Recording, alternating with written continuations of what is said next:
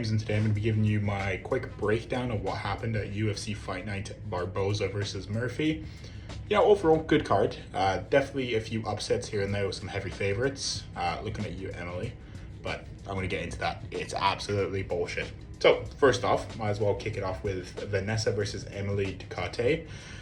I thought Emily won. Round 2, clear as hell, went to her. Round 3, close for sure, but I think went to her. I think 29-28. She edged it out in the last 2 rounds, landed the bigger shots, she was more active.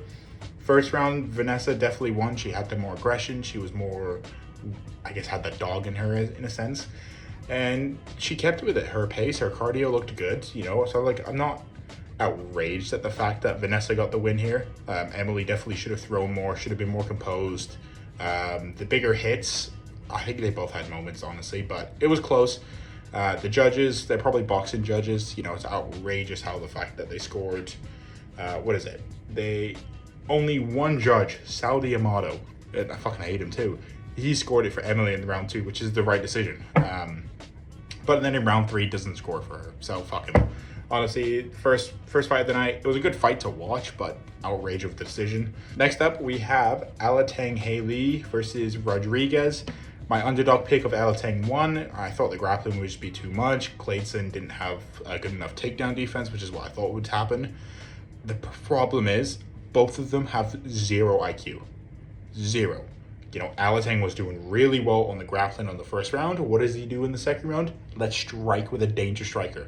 No sense. He managed to get crucial takedowns towards the end of the rounds, managed his control time. He did enough to win, so fair play to him. Clayton, same kind of stuff. He was lighting up the leg kicks. And what does he do? He stops them. 0 cents. So honestly, fair play to Alateng. Glad my pick hit. Next up, we have a women's fight, which kind of controversial. So Rodriguez, who was my pick, versus Carnelosi, I think is how you say her name. Carnelosi was losing the round. In round 2, she got rocked by, I believe, a kick. She kind of stumbled to the ground. Rodriguez went down. And then as she kind of went down, her head hit Carlosi's head. The ref was like, watch the headbutt. And then what does she do? Boom! 0 IQ again. She just doesn't want, she's finding a way to lose the fight. It's ridiculous. Carnelosi, took the 5 minutes. She was rocked previous, so that's probably why she took the whole 5 minutes. And fair play. They gave her the win. They called it a DQ, which I don't know. I think it's a little harsh because it did just hit the cheek. It didn't actually cause any damage. There was no blood from it. But, fair play. Get a win on the record. So, can't really fault it there. Next up, we have Abus versus Alves. Abus looked good. Striking kind of but his takedowns, he was working around the outside, shooting takedowns, not necessarily in the open. He would throw the strikes, then shoot the takedown, so very calculated in how he was doing it. Alves had a guillotine, I think, once, which is, his kind of famous weapon, but it just wasn't enough. Abus looked very good. He slowed down towards the end, of course, as anybody does in a fight, but his cardio seemed improved. I don't think Abus is the guy that we thought that he was coming from PFL. I just think he's kind of but what can you do? Next up, we had a kind of a controversial victory there. We had Vidal versus Gatto. I picked Gatto to win, and she won in a way that I was least expecting. She got KO/TKO by boob punch. Vidal got hit in the boob, turned away, didn't protect herself, and lost the fight. She absolutely quit on the spot. It's a very poor performance by Vidal. She was losing anyway. Gatto was definitely on her way to a smooth victory. I just don't get why quit. Why quit? Why not stick it out for another, 5 minutes? Maybe she was on her period. Maybe it's more sensitive. That's the only thing I can think of. But yeah, Gatto, weird way to win. But she was on the way to winning anyway. So I'm not really surprised. Umar Sai, the lock of the week. He absolutely dominated. I think in total he threw maybe 1 punch, and the rest was just takedowns and control. Yeah. Total strikes. There was a total of 5 strikes this fight. It only lasted for 3 minutes, I believe, so something super close. I think he is the real deal. He can do everything. His grappling looked amazing. He ended up getting a submission over Tuco, which is what I kind of thought would happen, or even KO.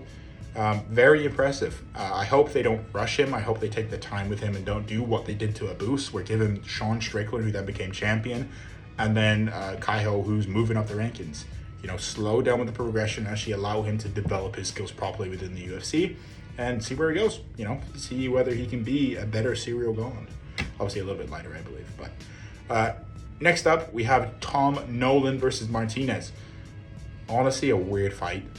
Tom Nolan did what Tom Nolan does, kind of just comes crashing in and chin in the air. Victor Martinez hit Tom Nolan with a, you know, it didn't really seem like a hard punch, it just seemed like a straight. And Tom Nolan almost got knocked out. He stumbled, went down to the ground. Victor Martinez went in. Tom Nolan somehow recovered on the ground, got back up, and then kneed Martinez in like the sternum area. Fucking hell, I'm glad that's not me. That's a very painful place to get hit. But yeah, Tom Nolan won. Suspect chin though. I don't know if I can trust him ever again at even close to these odds, like 5-1 favorites. No way. Like maybe -150, -200, sure, but fuck, -500. I even can't believe I did that. Ridiculous. Angela Hill, 39. She looked 24. It was ridiculous. She got a finish by submission, which, you know, Pinheiro, you're supposed to be top 10. How are you getting submitted? I'm not going to say that easy, but that easy, you know? You know, Angela Hill is not that dangerous. She's a very good point fighter. She takes things to the decision and finds a way to win. That's her style. It's been her style, you know, for 10 years now. And Pinheiro decided that she's gonna get submitted. I don't know, see, she didn't decide it. Angela Hill definitely had the first round there, and you know, she beat Pinheiro everywhere. I don't think Pinheiro is top 15 even. Yeah, very impressive by Angela Hill. I'm glad she got I believe, a performance of the night, so extra 50K. Love to see that. Adrian Yanez, another one of my confident favors. Glad he got it done. Both kind of sloppy, not gonna lie. It wasn't anything too impressive. He was very much waiting for the counter the whole time. You could see that. Swinging heavy. Vinicius, he moved up in weight. He looked okay, made the weight, all that kind of stuff. But end of the day, anybody's going out to a right hook. So, actually, no, I think Yanez was a left hook, but either way, anybody's going out to a hook. So impressive by Yanez. I'm glad he has the comeback and still has the confidence to get back in the ring. Because I know he was coming off 2 losses that didn't look too good. So glad he's finding himself again and hopefully finding a new rhythm and can keep on going. Next up, Temba Garimbo versus Rames. Temba was one of my more confident favorites. I just didn't know how Rames was going to look because he is very dangerous on the ground. But Rames lost this fight due to bad IQ. Temba and Rames, they basically just had a hugging war on the fences. A very boring fight, but both extremely strong. You know, many reversals. There was a submission attempt, I think, at once. You know, smart game plan by Temba. You know, wear out Rames, get it into the later rounds and see where it goes from there. Rames held his own. He made it through all 3 rounds, which is good for being away for, I think, 2 or 3 years that he was away. But end of the day, you know, Rames was losing positions, held up against the cage. And when he was holding up Temba against the cage, he didn't decide to back off and try striking. He just held himself there. It's just, you're not going to win a fight. The definition of insanity is doing the same thing over and over again and expecting a different change. Temba was winning those exchanges every time. And Rames decided, let's keep doing this. Let's see what happens. Well, you fucking saw what happened. He lost the decision. Rames, take some time off, hopefully rewatch the game plan and learn from this. You know, Temba, good performance, very strong as well. I've said it like 1,000 times. Let's see where Temba goes with this one. Event time, we had Chaos Williams taking on Carlston Harris. The pick was Harris. I thought he would be able to withstand the pressure and the power of Williams, working the takedowns later on, and hopefully get a submission from there. Didn't really work like that. The power from Chaos Williams proved too much and put Carlston Harris's lights out. It's just the way it goes. It is the fight game. It's one of those things where either option literally could have happened. Moving on into the main event, we had Lerone Murphy taking on Edson Barboza. The pick was Barboza. It's an end of an era.